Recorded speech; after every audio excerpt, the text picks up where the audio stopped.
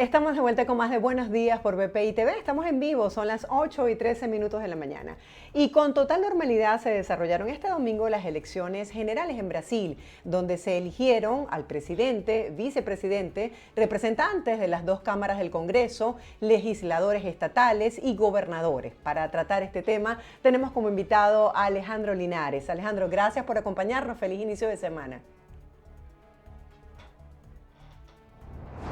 Semana para ti y para toda la audiencia. Alejandro, coméntanos un poco cuáles son tus impresiones sobre cómo se desarrolló esta jornada electoral en Brasil. Sí, fue una jornada que se desarrolló de manera absolutamente normal. Los centros de votación abrieron a la hora prevista. Sí hubo algún retraso, un pequeño retraso a la hora de cerrar las mesas electorales y al momento de iniciar el conteo, al momento de iniciar el sufragio, pero más allá de ese pequeño detalle, no hubo grandes problemas con el proceso de votación que se desarrolló este domingo en Brasil. ¿Cómo podemos entender la respuesta del electorado y cómo se preparan ambos candidatos para la segunda vuelta? Sí, bueno, en Brasil realmente la votación, el grado de participación fue bien importante. Estaban convocados 156 millones de ciudadanos para votar. Hay que recordar que en Brasil se puede votar desde los 16 años de edad. Sin embargo, el voto es obligatorio a partir de los 18 años de edad y hasta los 70 años de edad. En ese sentido, repito la cifra, estaban convocados 156 millones de ciudadanos. Con esa cifra, como 100% del electorado, hubo una participación que superó el 50%. De hecho, la abstención fue muy cercana al 20%, y hubo un total o cerca de 2 millones de votos en blanco. Al evaluar los resultados finales, al evaluar el 48% con el que resultó favorecido Luis Ignacio Lula da Silva y el 43% con el que resultó favorecido el presidente y candidato a la reelección Jair Bolsonaro, lo que podemos concluir es que, si bien es cierto que se rompió la barrera del empate técnico, Brasil, o por lo menos su electorado, está dividido en dos grandes mitades. Esa es la gran conclusión que podemos sacar del resultado del día de ayer. Era lo que se esperaba. Vemos que según el último boletín del Tribunal Supremo Electoral, Lula aventaja a Bolsonaro con una mínima diferencia. ¿Y coincide esto con las encuestas que se manejaron previo a la elección del domingo? Realmente las encuestas en esta ocasión, al menos en esta ocasión, no fueron acertadas.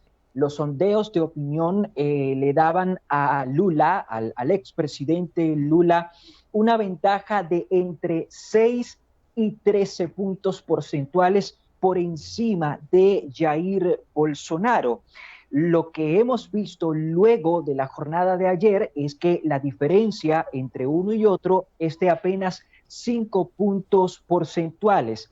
Eso quiere decir que sí, en esta ocasión las encuestas, los sondeos de opinión, los sondeos en cuanto a la intención de voto no fueron los más acertados, y el resultado de ayer también nos indica que Jair Bolsonaro experimentó, al menos en los últimos días, en los días previos a la votación, un crecimiento superior al esperado. De hecho, el rendimiento que exhibió el bolsonarismo el día de ayer fue un rendimiento superior al esperado, lo cual seguramente se va a trasladar hasta la segunda vuelta electoral del 30 de octubre, y es muy posible que en esa segunda y decisiva vuelta electoral veamos un resultado cerrado. Sí, está bastante estrecho y quisiera que nos hablaras de qué sigue ahora, cómo debe prepararse cada uno de los candidatos para redireccionar y reorientar la estrategia y conseguir esas alianzas tan importantes de cara a la segunda vuelta. Bueno, luego de esta primera vuelta electoral y de cara al balotaje, la cuenta vuelve a cero, el contador vuelve a colocarse en cero. Hay 4 semanas, hay un mes para seguir haciendo campaña, para continuar promocionando una y otra opción. A partir de ahora, los candidatos, tanto Lula da Silva como Jair Bolsonaro, tienen que apuntarle a los votantes indecisos y tienen que apuntarle también a aquellas personas que decidieron participar en la elección, pero que al final del día emitieron un voto blanco o voto en blanco. Eso es lo que tienen que hacer los candidatos. En el caso de Lula da Silva tiene que preocuparse más o debería trabajar por promocionar más su programa de gobierno, lo que será su gestión en caso de llegar a la presidencia, mientras que Jair Bolsonaro debería abandonar esa retórica del bueno contra el malo, en la que él es el bueno y Lula da Silva es el malo. Debería enfocarse más en presentar propuestas, en decir, por ejemplo, cómo su segundo gobierno podría superar los problemas económicos que enfrenta Brasil, y también debería preocuparse Bolsonaro por tejer alianzas estratégicas con movimientos, con organizaciones que le permitan sumar votos de cara a la segunda vuelta.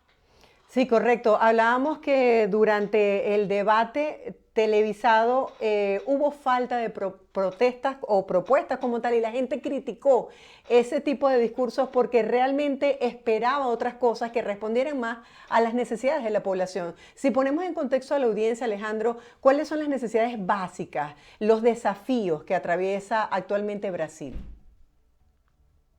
Bueno, Brasil atraviesa en primera línea y de primera intención un gravísimo problema económico, un gravísimo problema financiero, con altos niveles de pobreza. En ese sentido, las clases más bajas, que son al mismo tiempo las clases más desasistidas, son las que no se han sentido tomadas en cuenta por el gobierno de Jair Bolsonaro. Hacia ese sector tiene que apuntar el bolsonarismo si quiere tener opciones en la segunda vuelta. Otro problema es el problema de la salud. Hay que recordar que en Brasil la COVID-19 produjo más de 600.000 muertes.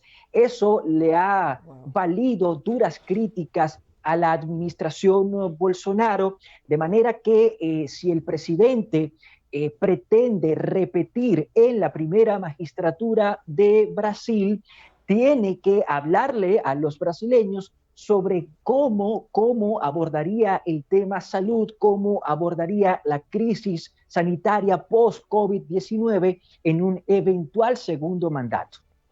En caso tal de que nos pasemos por el escenario de que pierda Bolsonaro, ¿estaría dispuesto a reconocer su derrota frente a Lula da Silva? Hablar sobre si estaría dispuesto o no, sobre si reconocería la derrota o no, nos llevaría de pronto, Marjorie, a caer dentro del ámbito de la especulación.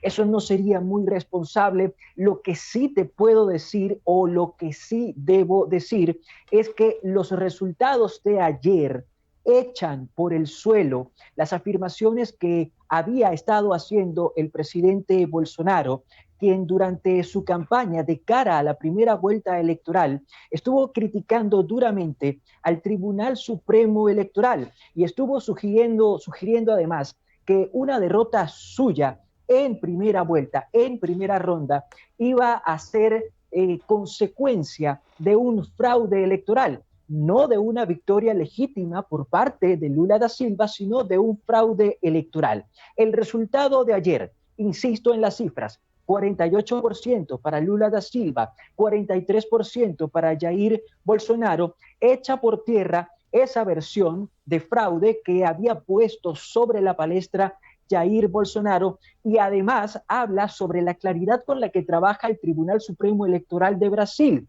porque nosotros el día de ayer, luego del cierre de las mesas de votación y después de iniciado el proceso de sufragio, pudimos ver cómo se contabilizaban los votos prácticamente en tiempo real. Eso habla muy bien de la efectividad y de la transparencia del sistema electoral de Brasil.